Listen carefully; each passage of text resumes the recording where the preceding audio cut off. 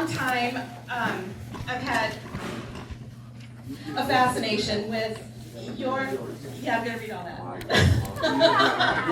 I've had a fascination with the incredible longevity in your family. And we're not just talking about normal longevity, we're talking about healthy, active, living life to the fullest longevity. And I'm dying to know how you do it. What was it about your family that has led to your siblings living well into their 90s? It's incredible. So let's dig in. On September 11th, 1925, a baby girl with dark brown hair was born to Hank and Ella Berg.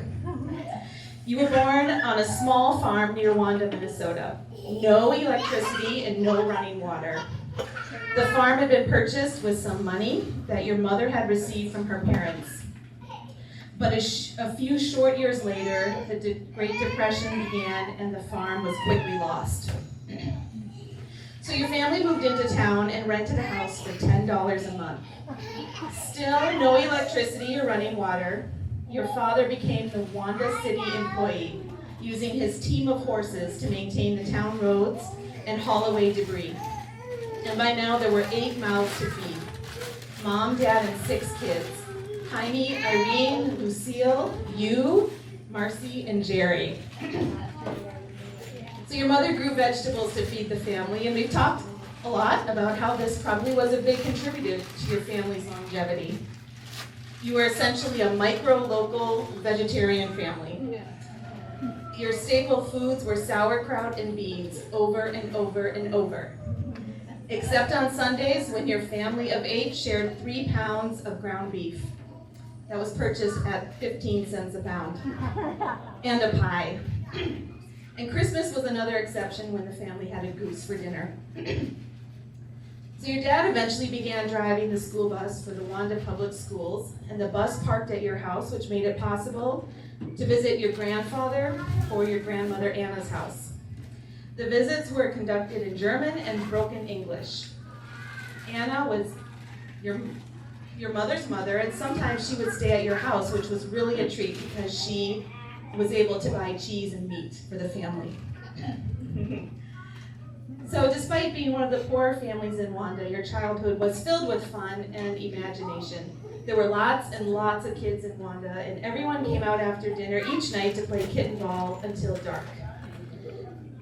You washed blackboards for 5 cents a week so that you could save enough money to buy yourself a pair of roller skates. They cost $1.42. So let's jump ahead a little. The Depression ended, World War II started, and you graduated from high school.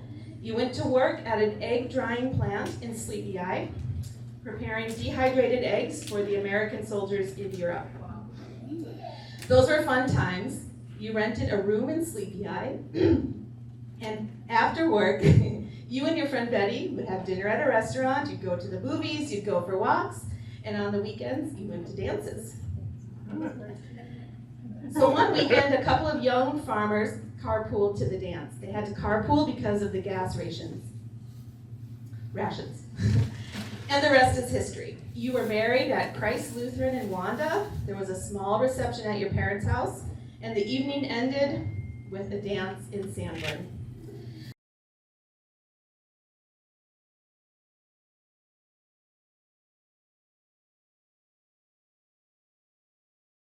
You moved on to the farm near Jeffers. Still no electricity or running water. In fact, that wouldn't happen until the 1950s. But for the first time ever, you had a car. It was a 2-person coupe, which was quickly outgrown as your family grew.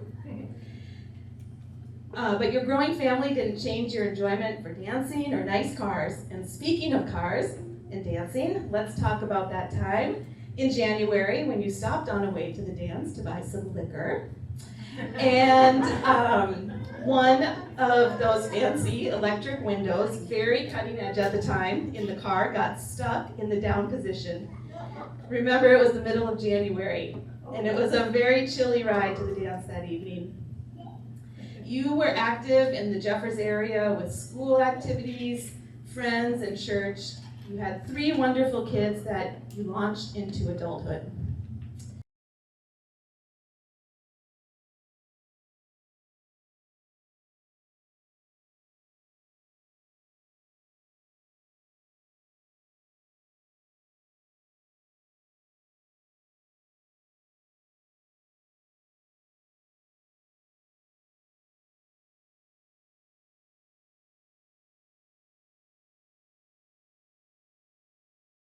Now fast forward again to 1970. Things changed, our grandfather died, and there was no way for you to stay on the farm.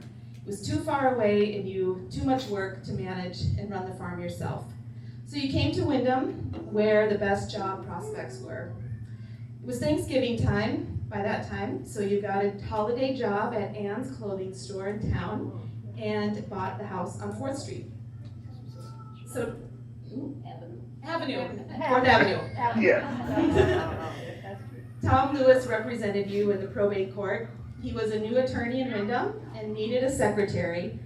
He also needed a Christmas gift for his wife, so he came into Ann's to buy something and offered you a secretarial position at his firm.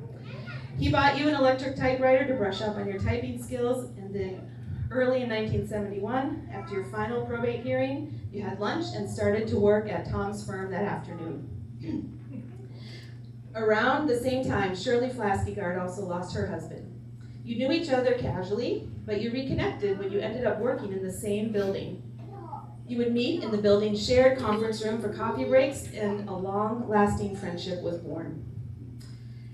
Your family continued to grow with grandkids, great-grandkids, great-great-grandkids, more friends, more activities, more adventures. And did I mention yet that you have been to Hawaii, Europe, and at least half of the US states? I mean, how many people born in 1925 can say that? That's incredible.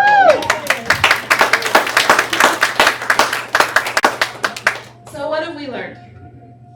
What is the secret to the Berg family's incredible longevity? You came from very humble beginnings, so the secret doesn't lie in wealth or fame or fortune. But what we do see consistently over your almost 99 years are the pillars of family, faith, and friendships. Mind, body, spirit, whole health. When we visit you, my kids will often comment that great-grandma is such a vibe. And trust me, that is a compliment.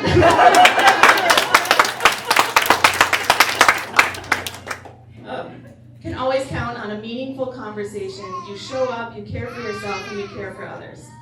You have over and over shown a willingness to embrace change and progress and try new things.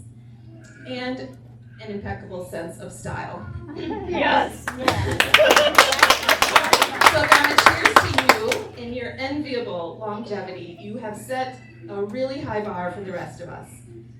You are an incredible legacy, and you have created an incredible legacy. Thank you for sharing your birthday celebration with us today.